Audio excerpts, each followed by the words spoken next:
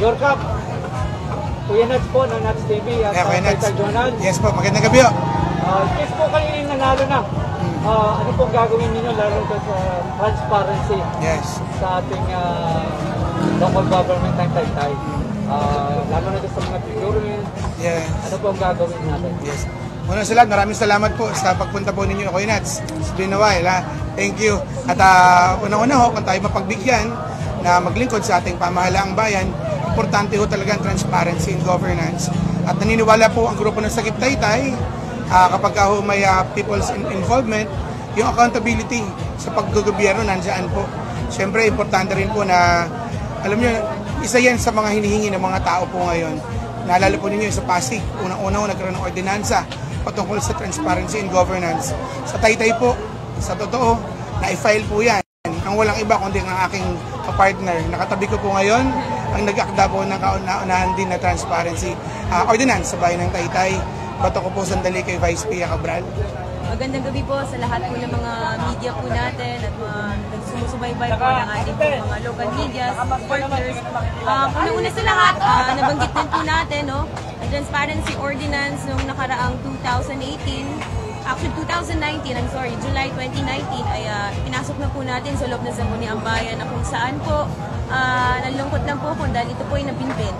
Ang FOI Ordinance po or Freedom of Information, ito po ang tumutulong sa mga kababayan po natin para malaman po kung saan po nanggaling ang pondo, maging bukas na aklat po sa lahat po ng mga kababayan natin, saan po pinaggagastos ang ating pong ang pondo ng ating pong bayan. At sa ganon, maiwasan po natin ang korupsyon sa ating pong bayan. Yes. Thank you. Vice, nabanggit mo yung pondo. Sa ngayon ba, magkano yung tira o yung annual budget para sa buong Taytay? At yung sa pag-upunin nyo ni ngayon, magkano ang tinatarget ninyo na maging budget ng Taytay? Ang ating pong bayan po ay meron pong pondo na almost 1.7 billion. Sa buong probinsya po ng Rizal, isa po ang Taytay sa bilyonaryong first class municipality. Kung saan po ay pangalawa po ata tayo, pangatlo sa pinakamalaking pondo sa ating pong bayan. At kung bibigyan po ng pagkakataon, kami po ni Mayor Alan ay talagang uunahin po muna naming ayusin lahat po ng empleyado sa ating po pamahalaang bayan na kung saan maging efficient po lahat ng ating mga empleyado. At sa ganun po, lahat po ng paggagastosan po natin, ang pondo ng bayan, ay magiging tama po ang paggastos. Mayor, 2 taon tayo sa pandemic. Napakalaki pala ng budget, 1.4. Yes. Usually, yung 1.4 na yan ay budget na ng isang probinsya yan. Yes. Under your administration, ano ang gagawin mo dyan sa 1.4 na yan para ma-sure na makakabangon talaga ng gusto yung mga mamamayan ng Taytay? Actually, 1.7 billion po yung last na nakita ko po na budget ng pamahalaang bayan. Napakalaki po nito.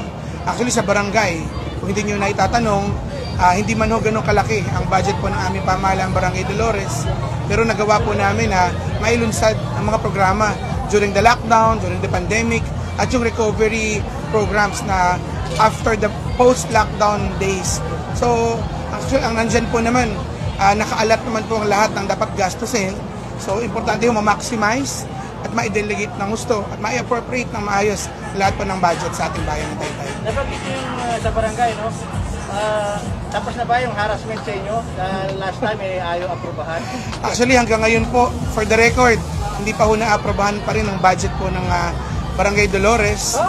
Up to now, hindi pa. At luckily ho, ang nagagalos po namin ngayon talagang mga pasweldo pa lang at mga utilities.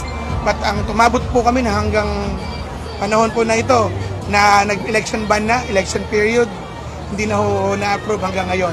So yun po, for the record po. For the record din po, Your Cup, ibig sabihin parang harassment ito.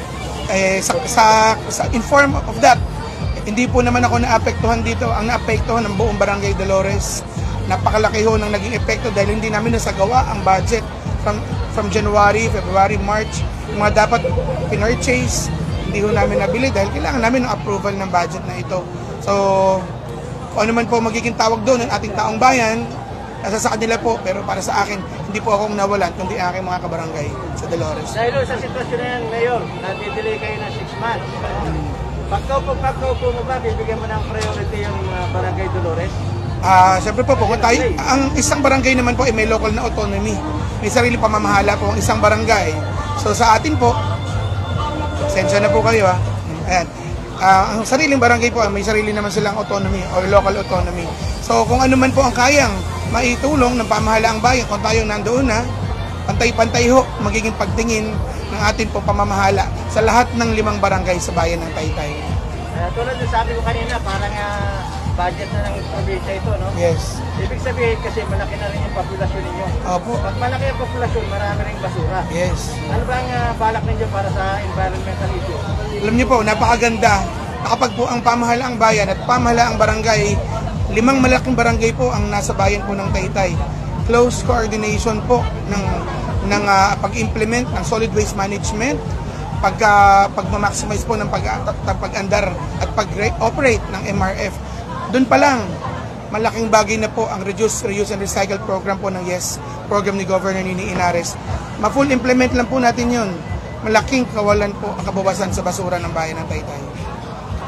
Hindi na po nawawala sa top 5 yung Taytay bilang pinakamayamang municipality sa buong. Yes, Josh. Handa na bang maging lungsod ang bayan ng Taytay?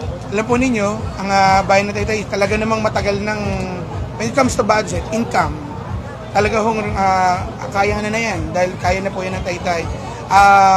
Ang pagiging isang lungsod, nauuna ho kasi nagiging nauna na Antipolo, pero hindi pa rin siya yung full-fledged na city.